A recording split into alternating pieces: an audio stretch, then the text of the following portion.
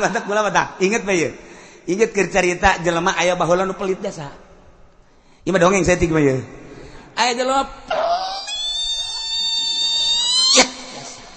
pelit jasa ieu mah ye ieu mah di Bagdad tapi ku pelit-pelitna boro-boro hartana dosana mun dipentat teu dibikeun eta kan pelit jasa berarti kan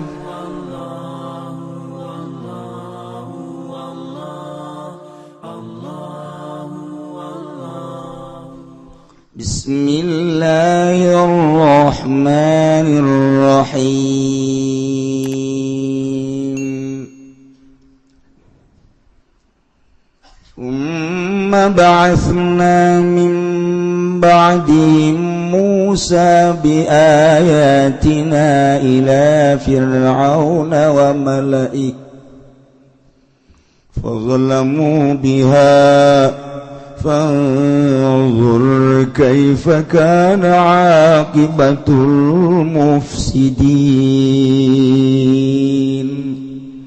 Allahu a'lamu bimuradi thumma ba'atsna kari-kari ngutus isun agung min ba'dihim saking sausana aya rasulil mazkuri tegese pirang-pirang utusan kang den tutur kabeh Musa ingkang jeung Nabi Musa biayatina kalawan ngagawasakeun ayat ingsun agung atis ingkang sanga ila fir'aun wa mala'i maring raja fir'aun wa mala'i lan golongan fir'aun qaumihi tegese kaum fir'aun wazalamu maka pada zarolim ya fir'aun wa mala'i kafaru tegese kalalupur ya Firaun wa mali biha kalawan ayat panzur maka ningali sira kaifa kana iku bohana kaakibatul mufsidin apa akibat wong kang ngarusak kabeh bil kufri kalawan kufur min ihlaki musaki dan rusak ke mufsidin wa qala Musa ya Fir'aun inni rasulun min rabbil alamin wallahu a'lamu bimaradi wa qala lan ngucap sapakan jeung Nabi Musa ngucap-ngucap lafaz ya Fir'aun hai Fir'aun ini satuhna ingsun rasulun iku utusan min rabbil alamin kang tetep saking pangeran alam kabeh ilaika maring sira Fir'aun fakadzabahu maka ngagorokeun ya Fir'aun hu ing Musa faqala maka ngucap ya Musa ana ing lapadana akikum ala alla aqula ala Allahi illa al-haqq qad ji'tukum bibayinatin min rabbikum farsil ma'iya bani Israil qala in kunta jita bi ayatin fati biha in kunta minas shadiqin wallahu a'lamu bimuradi ana utawi ingsun hakikun iku kang nyata jadiun kang batut adaan igata saya ndak bi alla aku la tegese kalawan enta orang ucap isun Allah ingat saya Allah ilal haq angin hak pikiraatin lan ing dalam qiraat suwiji ma bi tasdidil ya kalawan den tasdirakeun yani la ala hakikun alayya bagi kun magau telah pada kikun mubtada uniku dari mubtada khobar wa khobar mubtada ani kula pada anu mubadaulan barang kang tetap dalam sosean qajitukum temen teka ingsun kung isra kabeh bibayinatin kalawan ngagawa mukjizat mirabbikum saking pangeran sira kabeh farsil maka ngucurakeun sira Firaun maya sumertana ingsun ila Syam maring negeri Syam Bani Israil ing Bani Israil wa kana lan ana ya Fir'aun istab'adahu iku an dadekaken abid atawa iku nindes ya Fir'aun ing Bani Israil gula ngucap ya Fir'aun gula ngucap sapa Fir'aun lahu kada Musa ing kunta jita ing lapad ing kunta lamun lan sira Musa jita iku tegas sira biayatin kalawan ngagawa ayat ala dawa ka ing atas ajakan sira fati biha makan kani sira Musa biha kalawan ayat in kunta minas shadiqin lamun ana sira Musa minal shadiqina iku kang bener kabeh fiha ing dalam ayat فألقى عصاه فإذا هي ثعبان مبين والله أعلم بمراد فألقى maka nibaakeun ya Musa asahu ing tetekan Musa فإذا maka kaget ya utawi asa subhanum mubin iku ulah kang gede mubinun kang yatahiyatun azimatun tegese ulah kang agung ونزع يده فإذا هي بيضاء للناظرين الله أعلم بمراد ونزع lan mocot ya Musa yadahu ing tangan Musa akhraja tegese metuakeun ya Musa ing yan min jaibihi saking jero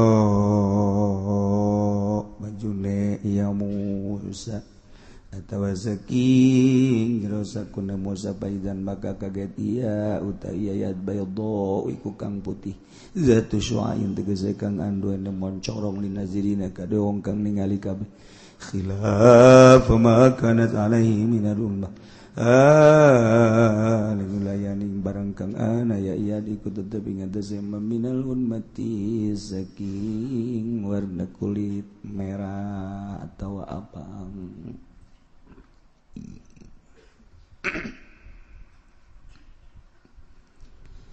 sabada Gusti Allah ngajelaskeun tentang kaum-kaum nu bangkawar kemudian diutus rasul-rasul terhadap kaum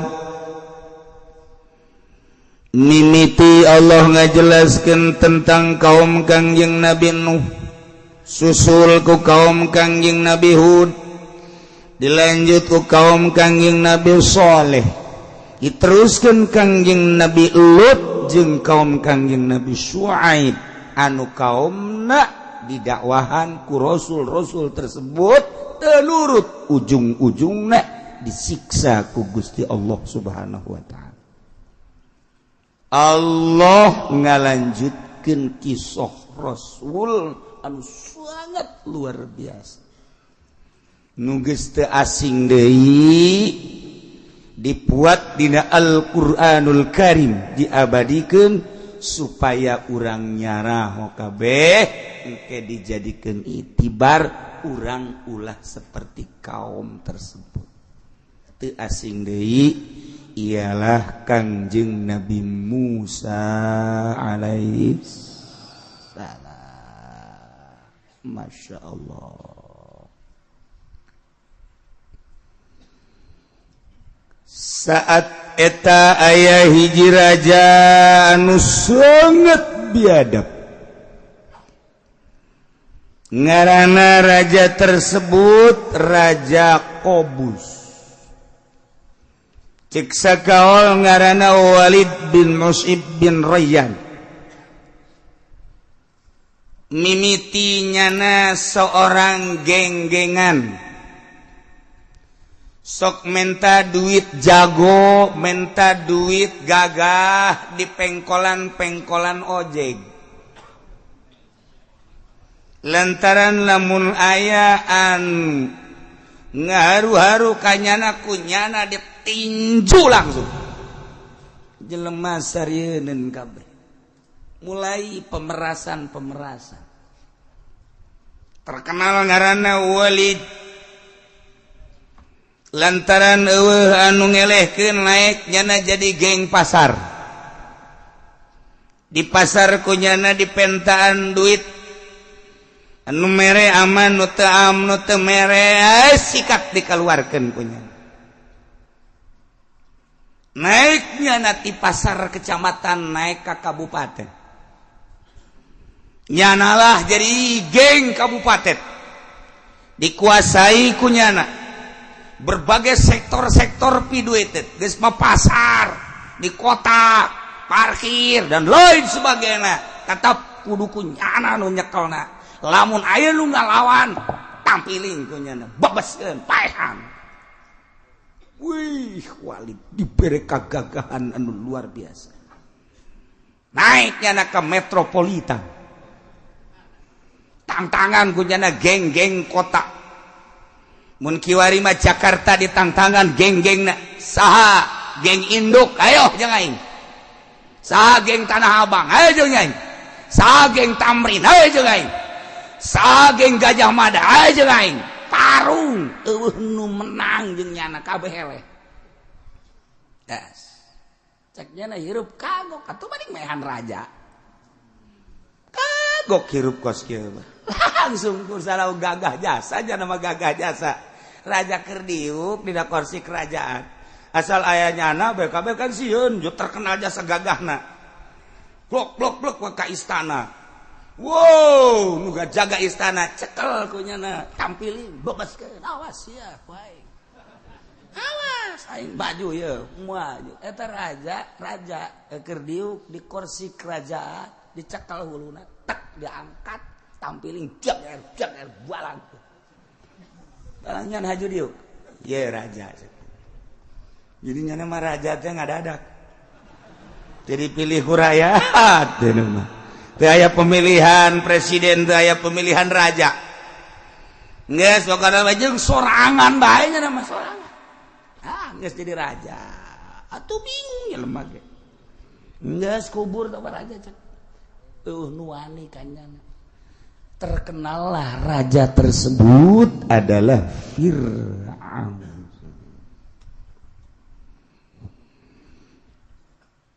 Gelar Fir'aun mah gelar lamun jadi raja di Mesir ngaranna Fir'aun, lamun jadi raja na di Syria di naon kitu ngaranna Persia Kisra. Lamun anu jadi raja na di gitu Kaisar, lamun nu jadi raja na di Yogyakarta ngaranna Hamengkubuwono. Eta gelar Hamengkubuwono 1 2 3 ieu ge Firaun 1 Firaun 2 Firaun 3 Firaun 0 terus.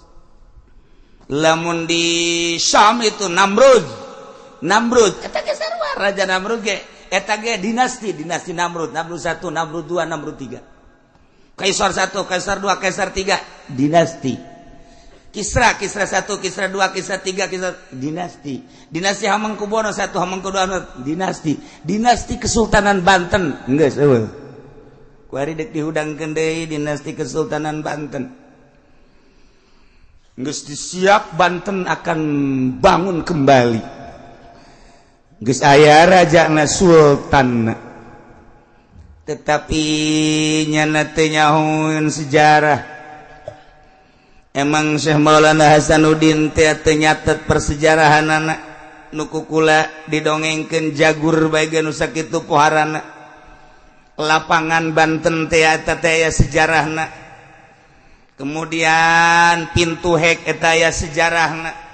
Tertulis bagi jelema anu aya keturunan kesultanan.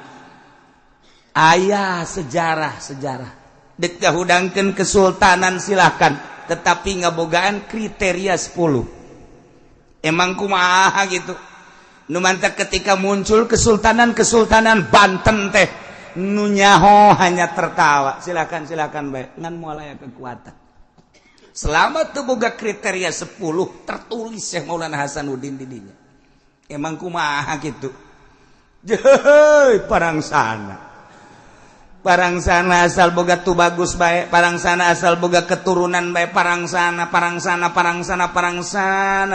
dareul atuh henteu asal horeng ngebogaan kriteria arahna ka mana ieu teh kesultanan teh di samping ngabogaan turunan teh kudu nu kumaha tercatat Syekh Maulana Hasanuddin. Mentak muncul dek aya kesultanan pek bae delekeun sabaraha bulan sabaraha minggu wajar boga kahayang ngaranna ge boga turunan tetapi nyana ieu teu inget kana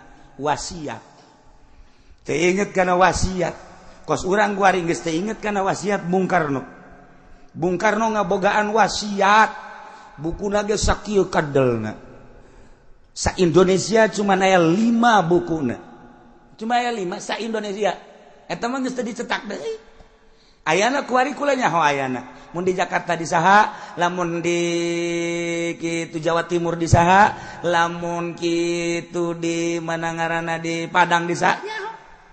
Cenah so amat aing lain so aing nyaho. Nu mantek ieu ku ari teh geus kaluar tina wasiat Bung Karno. Deleukeun bae asal kaluar ti wasiat Bung Karno. Anak tinggal anak. Emang Megawati teh nyawan wasiat nyawan. Ngan geus mengabaikan. Aya di nyana kitabna hiji. Di keturunannya aya. Di keturunan Bung Hatta aya. Di keturunan kitu Batak hiji. Aya. Aja cenah kiai boga teh neuk naon tuh sia nanya aing. Aya sejarah atuh bantak dongeng-dongeng Indonesia aya kabeh di dinya. Wasiat-wasiat Bung Karno aya kabeh. Melenceng tina wasiat deleukeun. Jadi Indonesia mah bakal jadi super smart teh bakal. Deleukeun ke bakal tunduk kabeh ka Indonesia. Lain lalaga. Kuari bae geus jadi percontohan dunia Indonesia. Kuari geus jadi percontohan dunia. Inggris geus bertanya, geus puguh Amerika sanajan nyana menjajah urang secara ekonomi jeung politik, tapi dalam hatina bertanya-tanya, geus sabaraha kali deuk dihancurkeun Indonesia, deuk sabaraha kali diributkeun, diadukeun organisasi-organisasi, geus sabaraha kali kiai jeung kiai diadukeun, geus sabaraha kali Amerika teh lain lalagaan supaya diurang kacau, tapi teu kacau bae aya naon di Indonesia. Perang sana.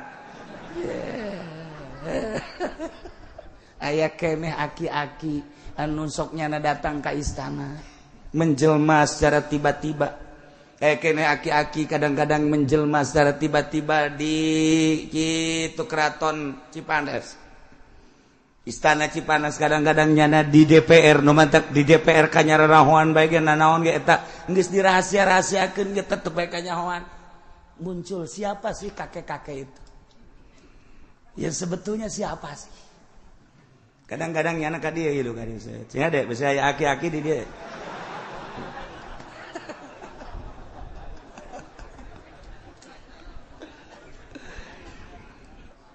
Jadi kesimpulanna mah baheula teh aya raja anu gelarna di Mesir teh Raja Firaun. Anu kebenaran raja tersebut teh can nyorang muriang saumur-umur. Boro-boro muriang darah tinggi, kencing manis sales, mak can nyorang. Harata Allah nyin jelema kos kitu Allah. Wah raja sa. Sales banyak mah kanu sales mah teh gergeteun. Sebab aing mah can nyorang sales mah batuk can nyorang batuk. Urang mah pan ieu ku ari serak can cager-cager ban ieu ku ari serak. Nya mah Firaun teh serak-serak. Batuk henteu sales mah henteu darah tinggi henteu. Lamun aya jelema nyaritakeun aduh cenah hese kieu seuri nya nama. Kieu bae hese cekeun. Kieu bae wer atuh cekeun eta. Eta Firaun teh nyorang gering nya mah. Masyaallah. Walam yara makruhan qattu. Can pernah salila hirupnya umurna nyana 620 tahun. Walam yara makruhan qattu can pernah nyana dibere kateugena nu ngaran pusing, nu ngaran muriang, nu ngaran beban, can urang sama sekali. Masyaallah, masyaallah. Masyaallah.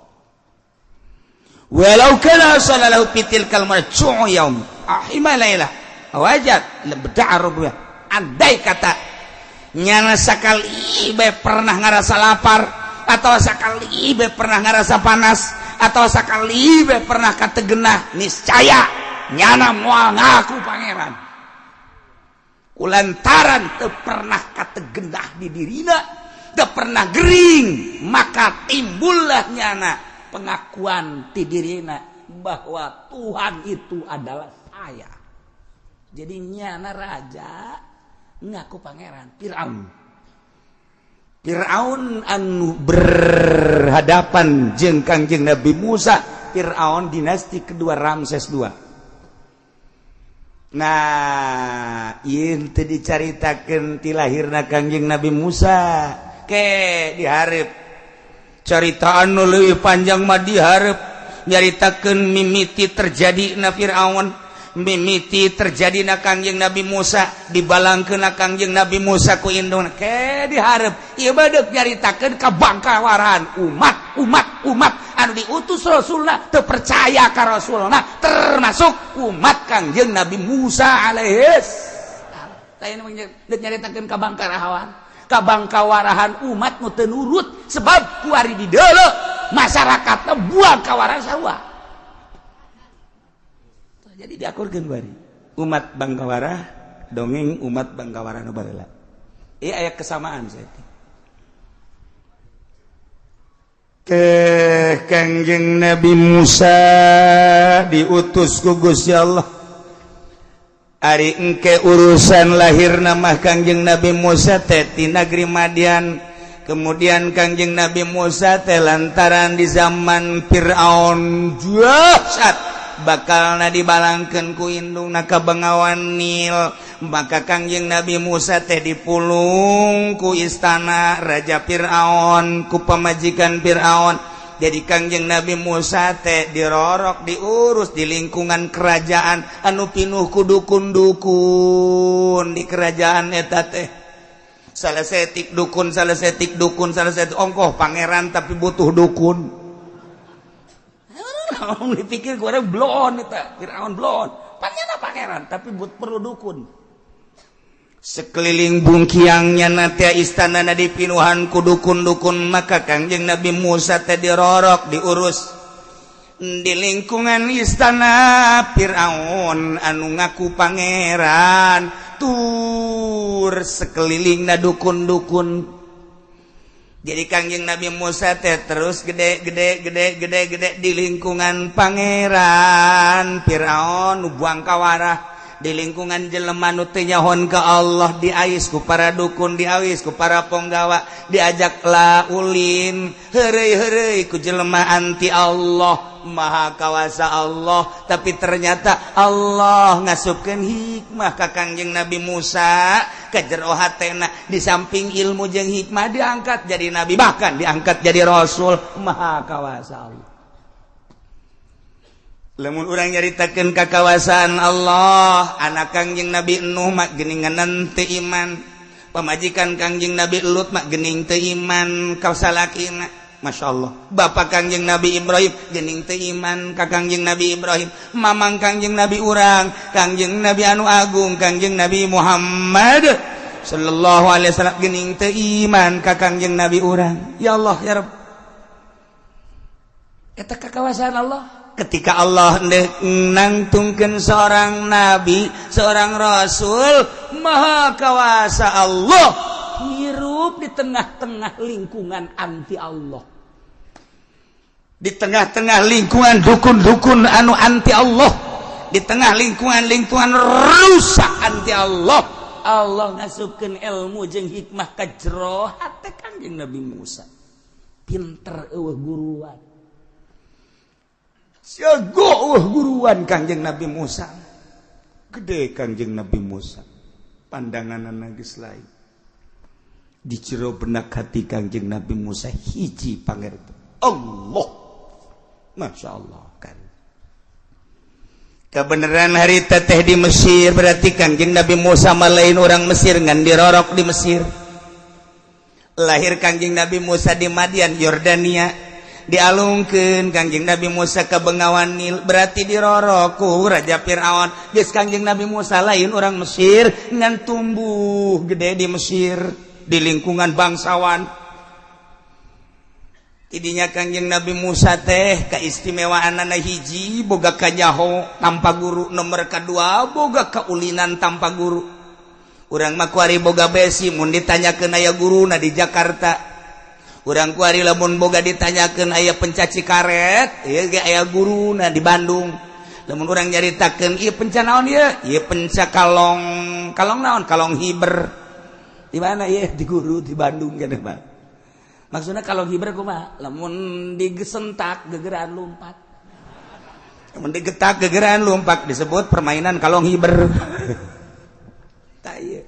Aya deui Bogor Cimande aya jelema belajar Cimande aya guruan berarti mentek ulah coba-coba sia aing ulah coba-coba emang naon aing kebal di Bogor kebal naon dagang salak aing di Bogor atuh teh hebat tapi Kangjeng Nabi Musa masyaallah dibuktikan ku Gusti Allah yang sebagai tanda bukti kehebatan Kangjeng Nabi Musa alaihissalam di samping nyaho karena urusan isu pageto minggu hareup dan lain sebagainya Kangjeng Nabi Musa diberi ilmu kos itu teh lantaran tandinganana dukun disesuaikan jeung Gusti Allah lamun Kangjeng Nabi urang diberi Al-Qur'anul Karim tandinganana ahli syair ahli nembang ahli nyanyi wah urang Arab lamun geus berpuisi masyaallah wahara jasa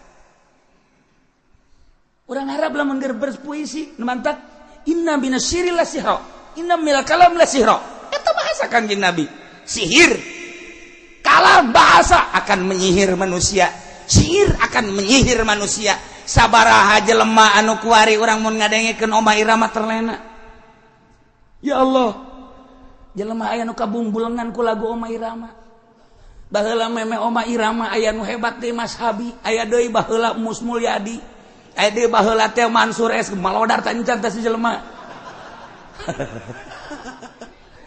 Eta kan jago-jago sihir teh. Kebelah dieuna aya Elpi Sukayasi, kebelah dieuna aya Rita, kebelah dieuna aya Epi Tamala, kebelah dieuna aya saha coba aing teh nyaho. Sieun nyaho. Tuh. Inul cek nya teh. Emang geus kolot-kolot ke blon teh mah jelema. Pesir orang terlena kan beuh lamun urang ngadengekeun syair na ieu mah syair Oma Irama jago jasa lain lalagan diakui di Indonesia dunia mengakui India mengakui terhadap syair Oma Irama Amerika mengakui terhadap syair Oma Irama diakuilah kehebatan syair Oma Irama ketika begadang emang di Amerika teu mere hadiah ke Oma Irama mere hadiah ketika lagu begadang Masya Allah Amerika mere hadiah ke Amerika hebat Eka Oma Irama hebat jasa begadang jangan begadang itu hebat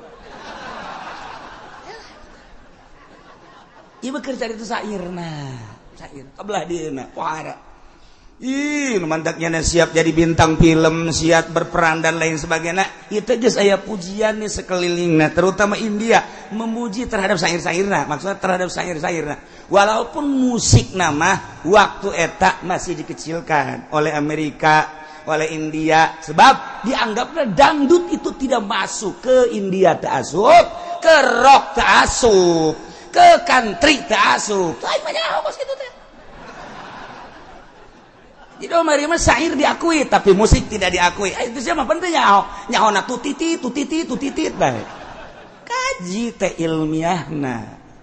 Ulah sekedar nyahona ilmiah aya kemunduran mantak tidinya lah nyana belajar melodi. Tidinya belajar melodi gara-gara Amerika nyarita itu musik dangdut Oma Irama tidak masuk. Ke India tasub, ke Barat tasub, ke keroncong tasub, country tasub, ngulik nyana, mulailah nyana ngadengungkeun melodi. Beh, lain lalagaan. Ketika melodi Roma Irama didengungkeun, dipetik, kadenge ku batur. Weh, ini menyerupai The Purple. Isa kadar dongeng sih masih seriana heran aing mah. Aing mah keur dongeng Roma Irama. Ini menyerupai musik The Purple. Waduh. Wah luar biasa. Nah kabelah diana diakui dunia kunjunganlah nyana ke Jepang, kunjunganlah nyana ke Amerika, ke Inggris, ke India diakui maka Roma Irama bogalah gelar Raja Dangdut. Jadi kudu aya asbabburudna. Sia jauh raja bete jauh naon. Payah. Nah, ieu keur carita di zaman Kangjeng Nabi nu mantak diturunkeun Al-Qur'anul Karim mukjizat lantaran orang Arab jago luar biasa puisina sangat puitis. Bahasana sangat rapih terurai. sehingga di Mekah aya pasar Uqadha jangan naon eta musabaqah tentang syair tentang bahasa datang ka kuari bahasa orang Indonesia bahasa umat Kangjeng Nabi Muhammad ciaragona luar biasa jago bahasa engke urang carita Kangjeng Nabi engke nu kolot mah wallahu alam nyaho kabur nyonte ieu mah carita Kangjeng Nabi Musa alaihis salam lantaran saat eta musuhna Firaun gagah Kangjeng Nabi Musa digagahkeun lantaran saat eta musuhna ieu dukun-dukun Kangjeng Nabi Musa dibere ilmu sakti mantraguna dibuktikan heula kumaha lantaran baheula teh di Mesir umat Kangjeng Nabi Yusuf di saat Kangjeng Nabi Yusuf jadi raja di Mesir orang-orang Bani Israel teh ngadeukeutan ka Kangjeng Nabi Yusuf sebab di Palestina di Israel di Syria di mana-mana teh paila maka saat eta masyarakat urban digerakkan ku Gusti Allah ka Mesir sebab Kangjeng Nabi Yusuf teh di samping ganteng-ganteng kasep anu luar biasa barahan luar biasa Kangjeng Nabi Yusuf mah kasep aya di nyana pinter aya di manehana nabi aya di manehana rasul aya di manehana kaya raya aya di manehana barahan deui beuh lamun urang boga pamimpin kos kitu enggas teu kudu aya pemilihan presiden jadi presiden saumur hidup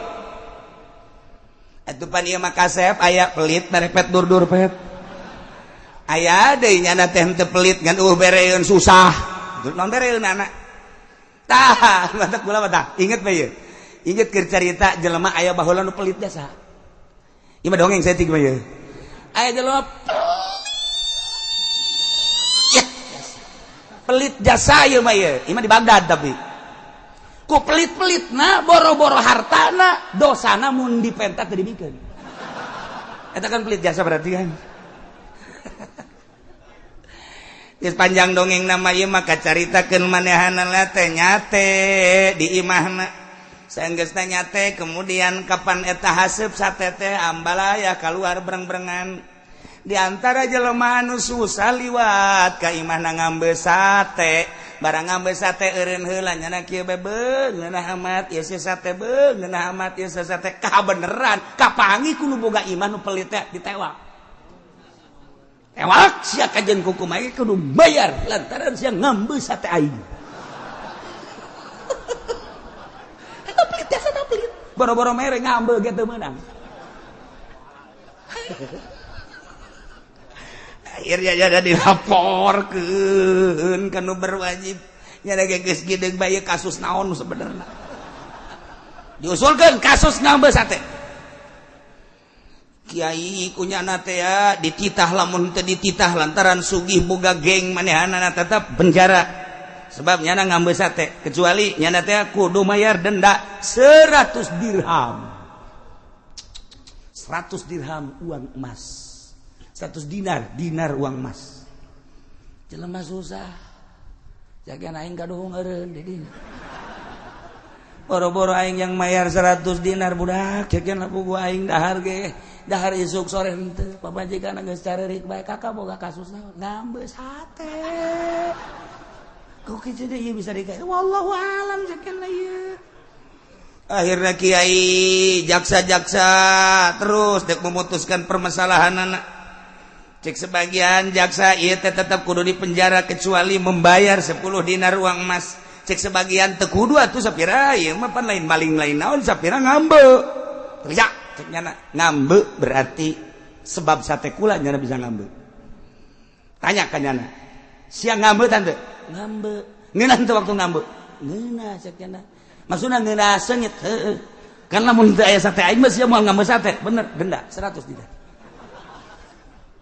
wabeh jelema rame gara-gara ngambe ieu kudu mayar 100 dinar ku pelit-pelit dasa jelema aya kiai geus ceramah bae ulah lewat imah dinya besi ngambe cek nyana ieu ditangkep didenda kajeng liwat kadinya ka imahna liwat tah lamun liwat ka imah nyana haju nincek imah nyana denda neuleuh pager didenda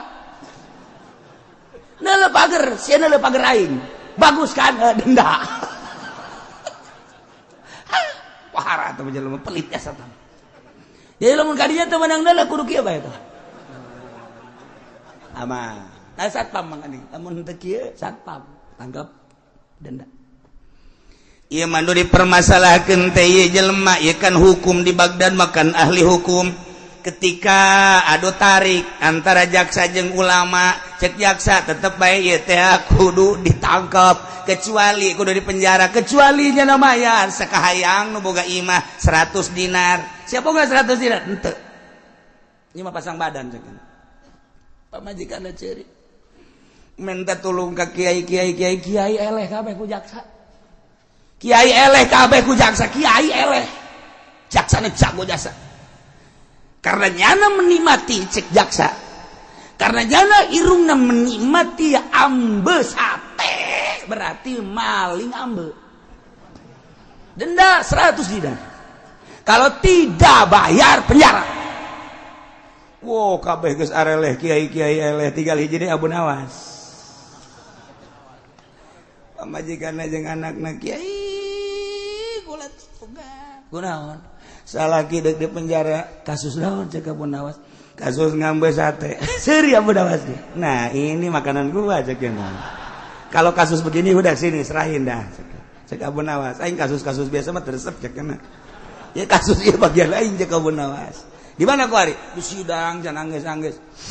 Kiai kumaha? Kiai eleh kabeh ku jaksa. Nah sia mantap cek Abu Nawas. Iya tandingan aing cek dia. Ya guys tenang. Datang Abu Nawas adanya baik make salana komprang sebelah lain udang gua ada jasa Abu Nawas make sorban itu bisa ditanya ku saha. Jangan ada melihat, tidak boleh melihat saya, sebab kalau jaksa melihat saya ntar saya kenakan denda. Jaksa geus tunggul bae kieu. Jago Abu Nawas. Nusugihna aya, kamu lihat saya. Kamu mengkasuskan orang yang cuma sekedar menghisap bau sate. Sementara saya pakaian seperti ini, kostum yang berbeda dengan yang lain. Nah, sekarang kamu melihat saya denda. Oh, Gus kacau, Gus. Di kejaksaan dia masih didenda ieu mah sana. Abu Nawas dilawan itu. Tetapi bukan itu cek Abu Nawas. Urusan memandang kula geus kula mah barahan masalah. Sadaekna neuleuh aing cek ieu. Sadaekna geus kumaha geus? Sia neuk menilai aing kumaha geus sadaekna aing mah barahan. Oh, kumaha geus sabodo. Teu aing mah teu kumaha. Ambeun kelek aing barah. Teu kudu didenda aing cek. Nah, mari kita kembali ke kasus. Jaksa jangan tunduk saja. Tanggal. Jaksa siunun ke Abu Nawas. Jaksa siunun. Udah asa wali atuh Abu Nawas mah gitu Abu Nawas. Abu Nawas eta wali berharisma nyana. Jadi lelecehan sodah dilembur ku budak leutik sebab wali Allah mah embung hehebatan, embung memulyaan, embung lamun di ngariung teh Al Mukarram Kiai Haji Fudhali embung gitu-gitu. Al Alim Al Allama Kiai Haji Supendi. Hayang dimang Abu Nawas dan nama lamun dibuya-buya teh nya membung ulah sok dibuya-buya mamang bae cek nya iring-iringan jeung budak leutik bae nya mah disebut Abu Nawas padahal wali.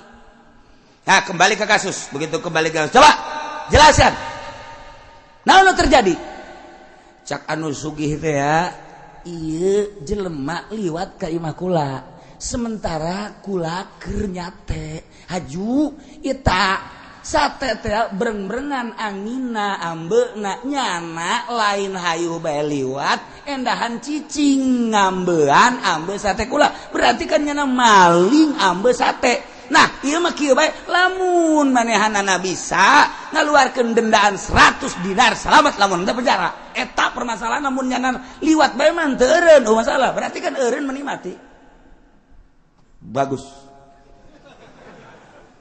Cek Abu Nawas kumaha jaksa? Betul hukum yang terjadi seperti itu. sebab itu adalah termasuk gosok. Boy, hebat tuh. Ya oke. Guys. Ditanya yang bersangkutan, boga sia 100 dinar. Tentu mama kana. Boro-boro 100 dinar kula mah isuk dahar sore henteu, tenang. Aya di mama. Mama anu bakal mangmayarkeun. 100 keluar. Hitung, jaksa. Dihitung ku jaksa 1 2 3 4 5 bener. Ya, udah 100 dinar. Ada kan? Dia kan. Hah? Kasus ieu supaya tegas selesaikan kuari kene. Kaula dek bayar, mang mayarkeun si miskin. Didenda-dendaan 100 dinar kula nu mang mayarkeun. Diuk nu sugih di dinya. Jaksa saksian, ya. Ya. Duit 100 dinar dek dibayar dendaan kanu sugih nu pelit teh. Maka cara membayarna duit tersebut dek dialungkeun ka luhur. Breng geus beres dikumpulkeun deui. Kadenge eta duit. Kadenge. Nah, eta lah bayaran maneh. Lantaran ieu ge henteu ngadahar ngan ngambe doang. Nah, didenda 100 dinar, duit 100 dinar dibalangkeun ka luhur. Kadenge kan eta lah bayaranana. Selesai permasalahan. Eta jaksa gideug bener. Atuh bulawas dilawan. Balik sia. Balik. Awas jaksa. Lamun main teh cantik, awas bisa jaksa nu ngubrus. Tidak, cenah. Udah itu udah terbayar. Dengan suara 100 dinar itu sudah terbayar. Yes, bagus. Tinggal nusugi bae bener oge sakiananya. Nyana ngambean aing ngadeng geus beres. Ingat dongeng Firaun terjadi ya.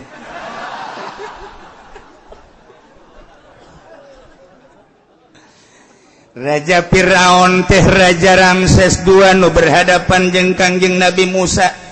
Baheula 400 tahun katukang Kangjeng Nabi Yusuf nu jadi rajana.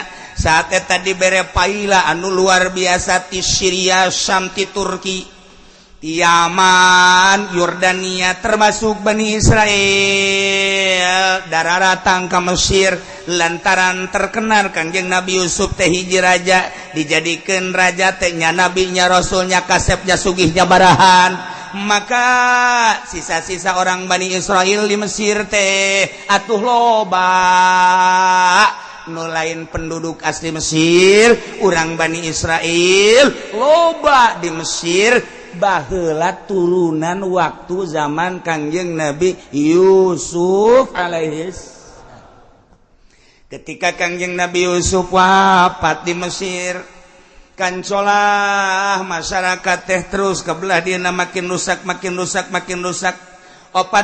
tahun timbul Kangjeng Nabi Musa alaihissalam nu jadi raja keur mejina bebengisna adalah Raja Firaun.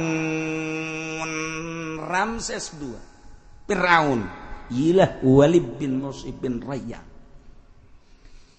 Jadi kacaritakeun Gusti Allah teh maha kawasa jeung maha sagala-galana. Endek nyeun hiji pamimpin anu ditumbuhkeun di lingkungan raja anti Allah, anti agama, anti syariat, bahkan dilingkung ku para dukun-dukun anti Allah subhanahu wa ta'ala.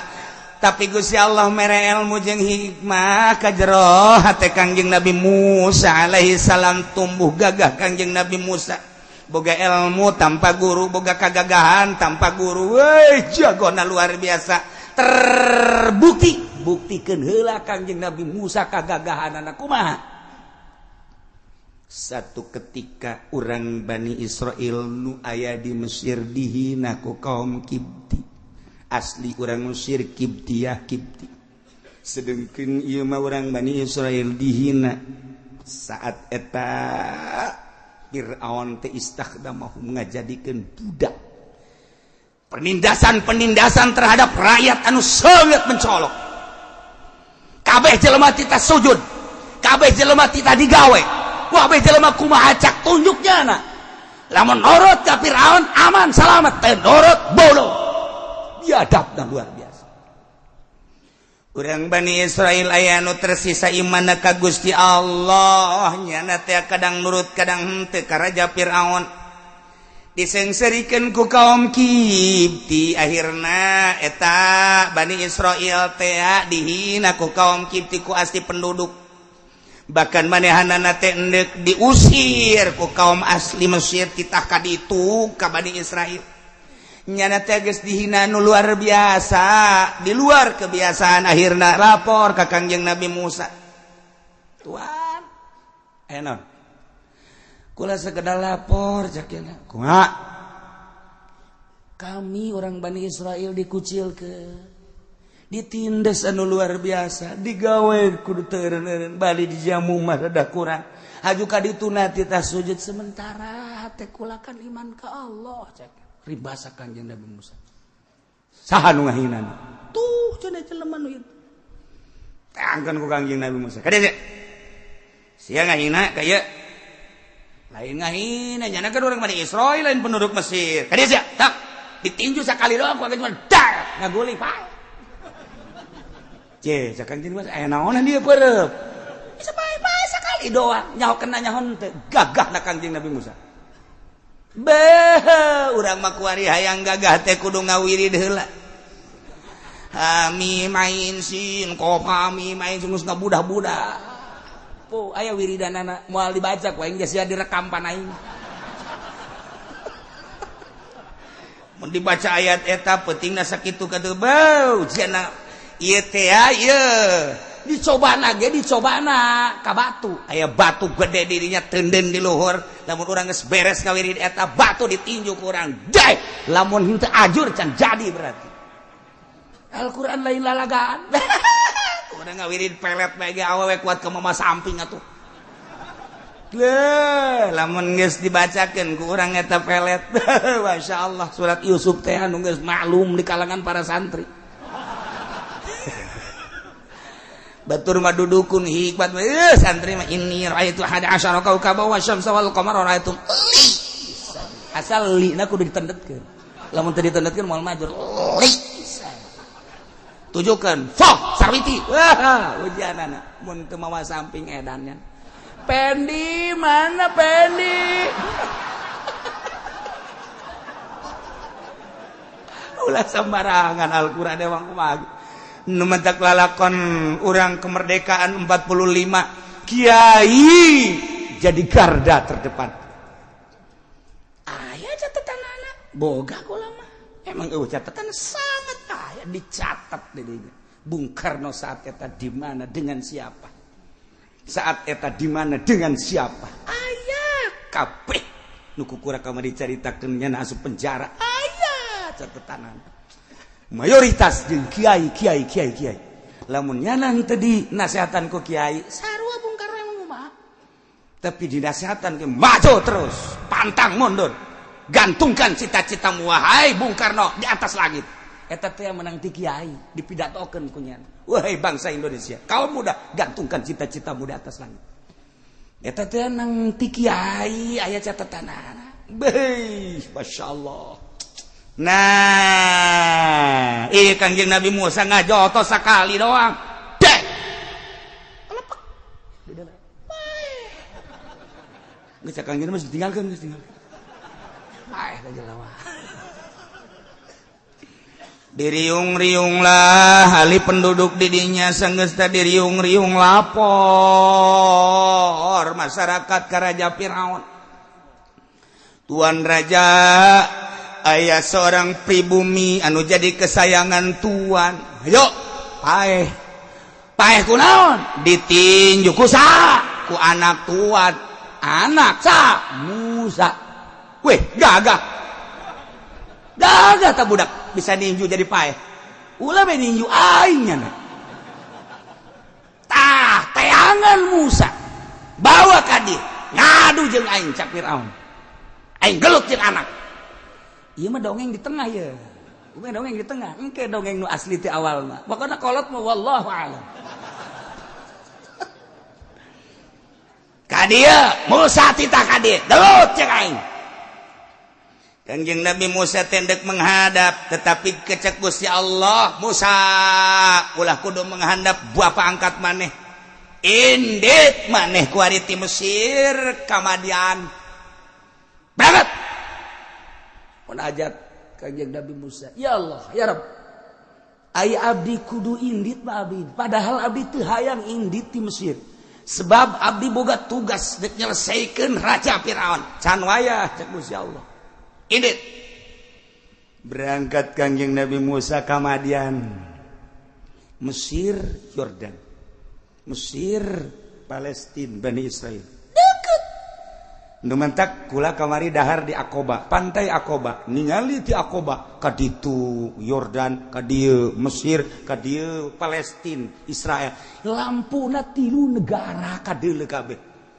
Numantak terindah sadunia pantai Aqaba lantaran lain indah nanaona sebab 3 negara kadeuleu kabeh. Mesir katingali, Yordan katingali, Palestina katingali, Israel katingali. Wow, kula kieu neuleuh di dinya malam Jumat eta di Aqaba teh. Masya Allah, neuleuh ka sisi ka dieu urang Arab keur bobogohan sararial jasa. Ieu meureun baheula dimprekeun teh malam Jumat titah maca sholawat bobogohan urang Mesir di Aqaba di ditu. Ya Allah ya Rabbi, ieu keur carita indah jasa. Inget bae ka Kanjeng Nabi Musa berangkat ka Madian ti Mesir ka Madian berarti ka Yordan nya deket. Atuh deket ge negara jeung negara. Berangkat Kanjeng Nabi Musa teh diamankeun ku Gusti Allah. Cak Firaun di mana bae ayana Musa tangkap. Ulah dikukumakeun aing yang tarung karena kagagahan Musa. Sebab aing inget janggot aing pernah ditarik ku nyana. Pernah getian aing janggot aing ditarik ku nyana. Kuari saatna udah berantem aing jeung Musa. Masya Allah. Ieu Quran ngadongengkeun pohara jasa urang tertarik. Zaman kagagahan Kanjeng Nabi Musa. Gagah Kanjeng Nabi Musa. Jelemana ganteng, irungna mancung, buukna rada semu ikal, kemudian kulitna kemerah-merahan. Kanjeng Nabi Musa mah lirikan matana setiap jelema anu henteu tungkul di deuleu ku Kanjeng Nabi Musa. Selantaran ilmu aya di nyana, harisma aya di nyana, gagah aya di nyana. Jelema kabeh lamun dilirik ku nyana, tungkul ku Kanjeng Nabi Musa. Babarang urang kapanggi jeung Musa pasar Kemis henteu. Musa eta malah. Dah ieu Kanjeng Nabi Musa. Berangkat Kanjeng Nabi Musa ke Yordan, ke Madian. Masya Allah, menyeritakan Yordan eta Kanjeng Nabi Syuaib alaihi salam eta maot di Madian. Eta teh nu bakal jadi mitoha Kanjeng Nabi Musa alaihi salam. Cek Gusti Allah, hai Musa berangkat maneh ka Madian tanpa mawa nanaon. Ulah aya anu dipake kadeudeut jeung kanya anu aya di istana. Keluar Kanjeng Nabi Musa saat eta di istana, baju segala rupa-rupa pan di istana. Berangkat kuari keneh saya aya berberangkat. Cek Firaun tangan Musa, pokona hirup-hirup bawa ka dia tarung jeung aing. Allah Maha Kawasa ti leuleutikna ge diamankeun di dinya atuh komo kuari geus gede bisa lulumpatan. Berangkat Kanjeng Nabi Musa ka Madian. Ieu teh dek nyaritakeun ala kadar tentang kabangkawarahan umat Kanjeng Nabi Musa. Nu mentak cek Gusti Allah summa ba'asna min ba'dihim satuluina kaulan agung utus sabada para rasul-rasul tadi diceritakeun. Hiji Kanjeng Nabi Nuh, 2 Kanjeng Nabi Hud, 3 Kanjeng Nabi Saleh, 4 Kanjeng Nabi Lut, 5 Kanjeng Nabi Syuaib. Kawarah umat teu narut disiksa. Kuari sabada rasul-rasul eta teh kaula ngutus Musa ka Kanjeng Nabi Musa alaihi. Kanjeng Nabi Musa diutus ku Gusti Allah teh jadi nabi jadi rasul teh lain tangan kosong bi ayatina mawa ayat 9 ayat. Mukjizat Kanjeng Nabi Musa 9 nu bakal dicaritakeun ke. Nah, pokoknya minggu-minggu ieu ulah ngabesan rugi.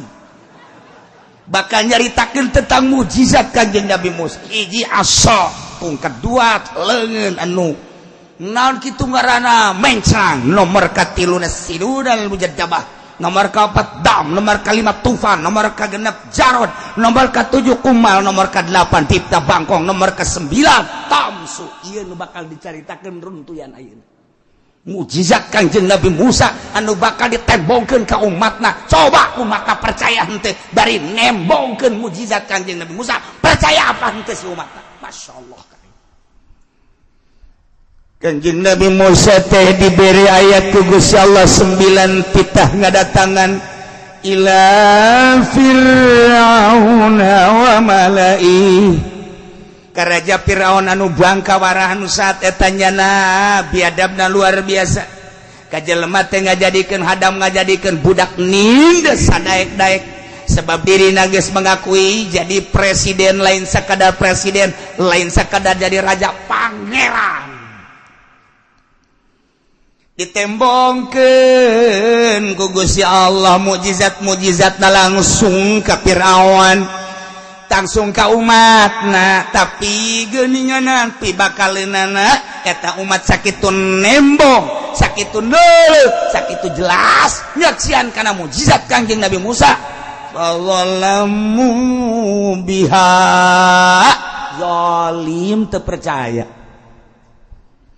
cek Gusti Allah fanzur kaifa kana akibatul mufsidin dalah ku anjeun Muhammad perhatikan ku anjeun pijakeun ka umat kaifa kana akibatul mufsidin kumaha kaayaan tungtungna jelema anu ngararusak kabeh nu teu iman nu kufur deuleuh ke bakal disiksa dirausak lain nu baheula bae Muhammad di kerajaan Jokowi ge menutup kemungkinan mun teu iman ka Kangjeng Nabi siksa nu mantak Inggris di Jakarta mah keur mah pamimpinna lain Islam haju jelemana teu daek salaladar tinggal nungguan digilak-gilak wae ku Gusti Allah tadi banjiran sebab di Jakarta keur mah pamimpinna lain anu iman ka Allah mur ka Allah aya di nyana ngomong sadaek-daek kemudian masyarakatna jara rudi bae bahkan korupsi mararabok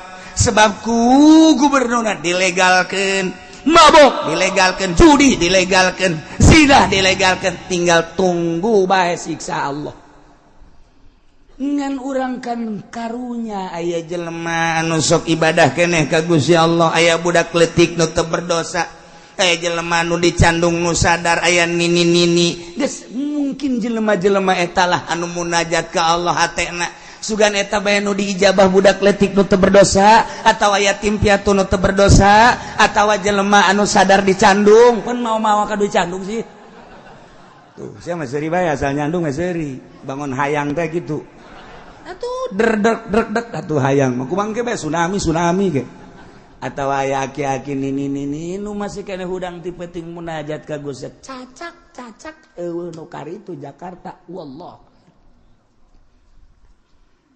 hadena aing maleun Jakarta cenah Tangerang sarua bego abung Jakarta be pugu di Tangerang ge aing ge ngadenge perzinahan di mana-mana pemabokan di mana-mana di zaman kamari ieu mah di kota zaman WH mah rada alhamdulillah hartina alhamdulillah teh lain alhamdulillah kukumah rada deres bae nyana nyiptakeun kota Tangerang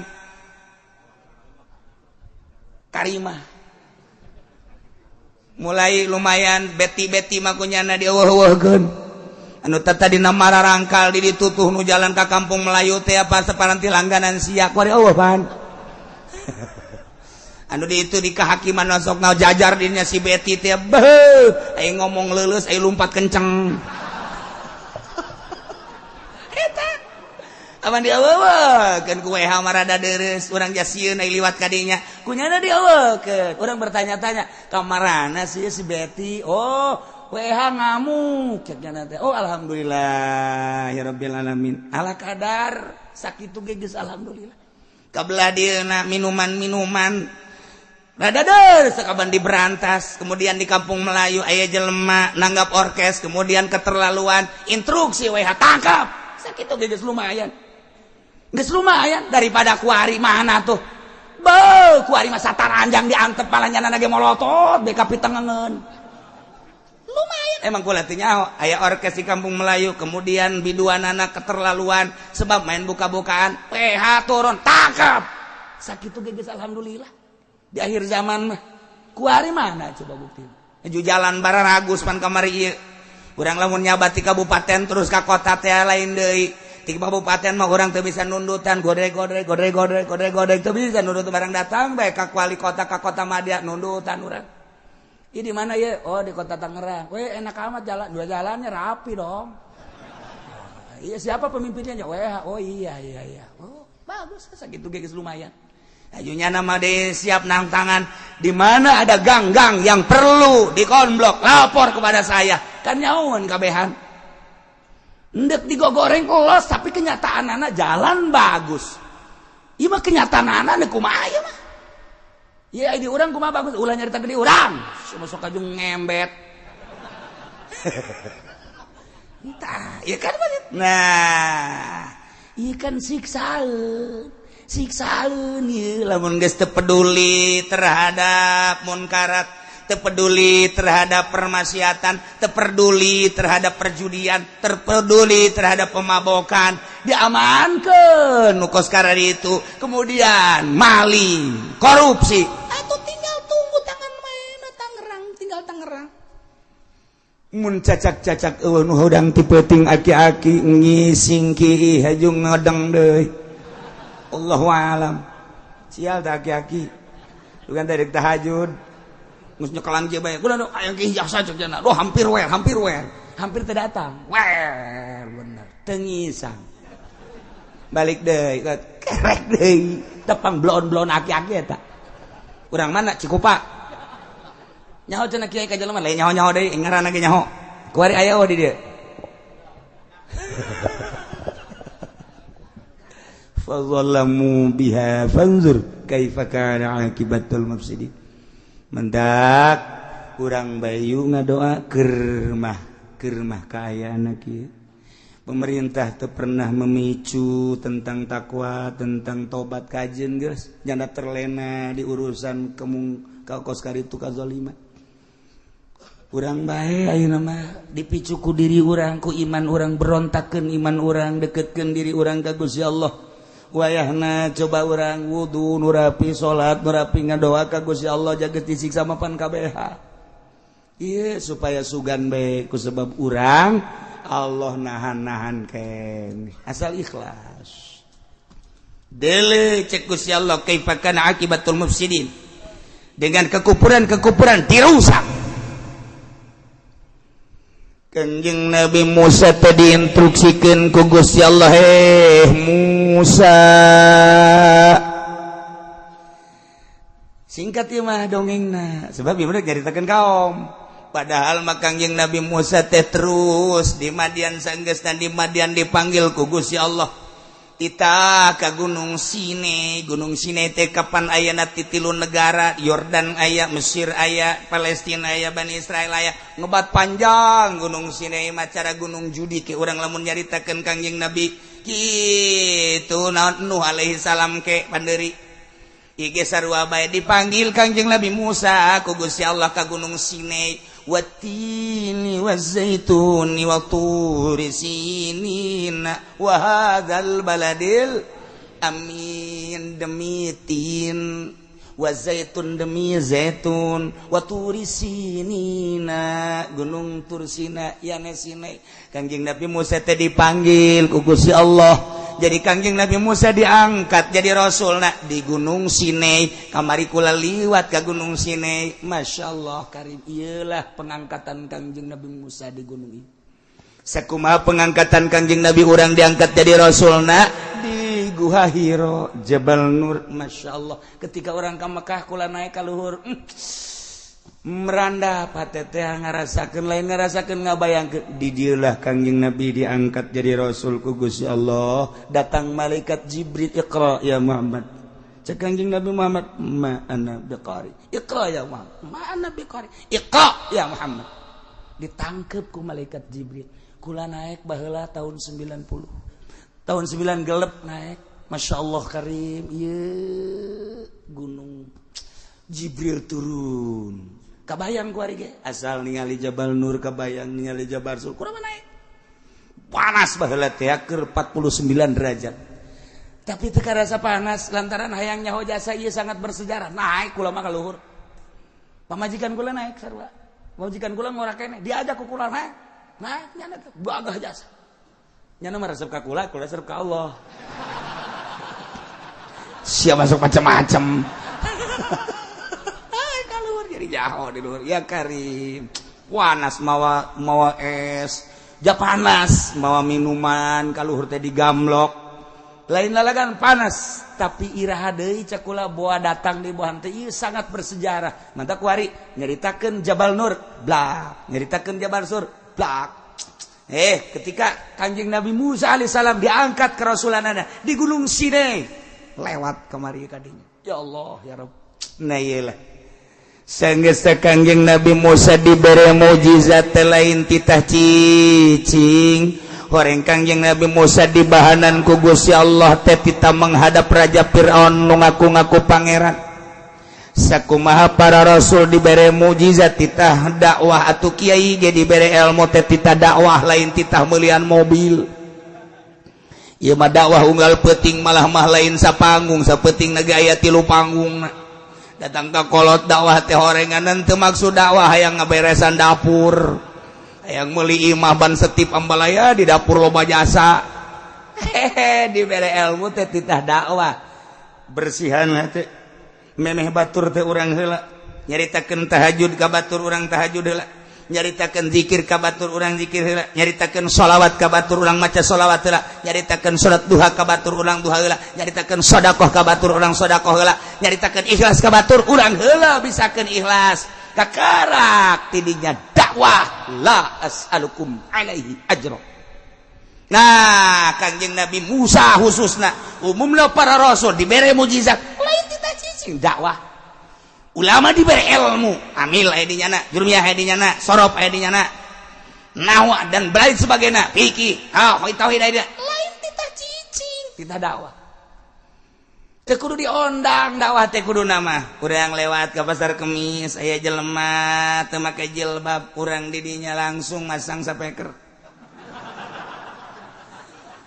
Alhamdulillah wassalatu wassalamu ala Rasulillah. Saudara-saudara yang hadir di pasar mohon supaya menghadap ke sini. Terutama kaum-kaum hawa para mbak-mbak saya lihat di sini tidak pakai kerudung. Ini haram. Ya, kalau tidak punya kerudung datanglah ke tempat saya. Saya akan menyediakan kerudung.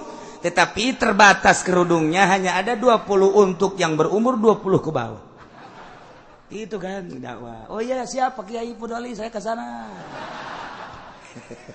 Dakwah teh situ. Nah, orang lewat deui aya jelema keur marean bola pasang deui ku urang tok. Saudara-saudara sekalian, ini adalah mengandung sejarah. Dulu waktu Sayyidina Husain dibunuh, kepalanya dipotong kemudian disepak-sepak, ditendang-tendang oleh para manusia-manusia munafik. Maka dilanjutkan oleh Yahudi dan Nasrani sekarang menjadi permainan bola. Saudara-saudara sekalian, ini haram hukumnya. Wassalam. Berangkat cek main bola edan tanahnya iya mah teu diondang teu dakwah sakalina diondang teu dibere duit ngomongkeun aya dibere duit berkat poho ngomongkeun keneh bae aya dibere duit leutik ngomongkeun keneh bae pamustungan teh si kiai sia neuleuh ka aing meureun tapi lain dah lain neuleuh ka imbangun ke belakang can